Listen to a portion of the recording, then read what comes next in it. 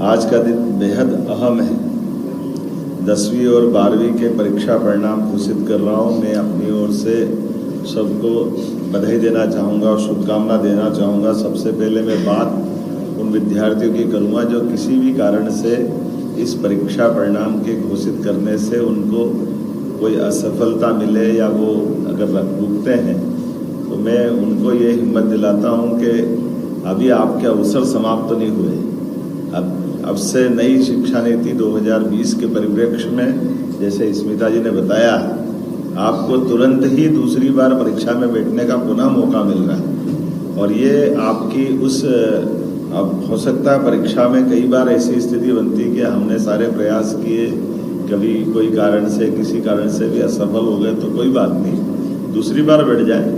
ये जो yearly exam होती थी, इस ईयरली एग्ज़ाम का इस साल के बाद ये इतिहास बदलेगा कि अब साल में 2 बार, ताकि पूरा साल खराब ना हो। वैसे ये पद्धति हमारे यहाँ प्राचीन काल से तो लॉर्ड मैकाले के पास इसी प्रकार की पद्धति रही है, लेकिन कोई बात नहीं। यशस्वी प्रधानमंत्री के नेतृत्व में शिक्षा नीति 2020 स्कूल शिक्षा में भी अब जो प्रवेश कर रही है, उसमें ये सारे नवाचार भी जुड़ रहे हैं, जिनने हमारे बच्चों के लिए अपनी खुद की 6 माह के अंदर ही दोबारा मौका देना, ये मैं विभाग को बधाई देना चाहूँगा। और ये खास करके हमारे लिए लंबी छलांग जब लगाने जाते हैं तो 2 कदम पीछे आ करके लंबी छलांग का भी मौका मिलता है। मैं मान के चलता हूँ अगली बार आप डट जाएं, निश्चित रूप से अगली परीक्षा जब आप निकालें तो पास होंगे। मैं आप सबको शुभकामना देता हूँ और परिवार वालों को भी हिम्मत दिलाता हूँ कि वो अपने बच्चों के साथ खड़े रहें। परीक्षा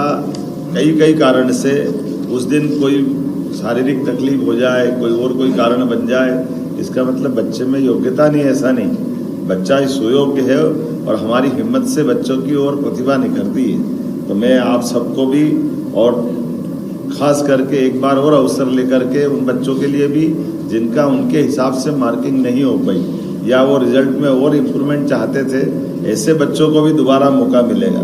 तो आप सबके लिए भी मैं बधाई भी दे रहा हूँ और भविष्य की संभावना के लिए आशीर्वाद भी दे रहा हूँ कि आइए आप सब मिलकर के किसी भी कारण से इस परीक्षा के साथ आपके मन में अगर संतोष नहीं है तो दोबारा भी मौका लेना चाहते तो उत्तीर्ण विद्यार्थियों को भी ये हमारी दूसरी बार की परीक्षा आपको मौका देगी। और इस नाते से मैं माननीय शिक्षा मंत्री को बधाई देना चाहूँगा।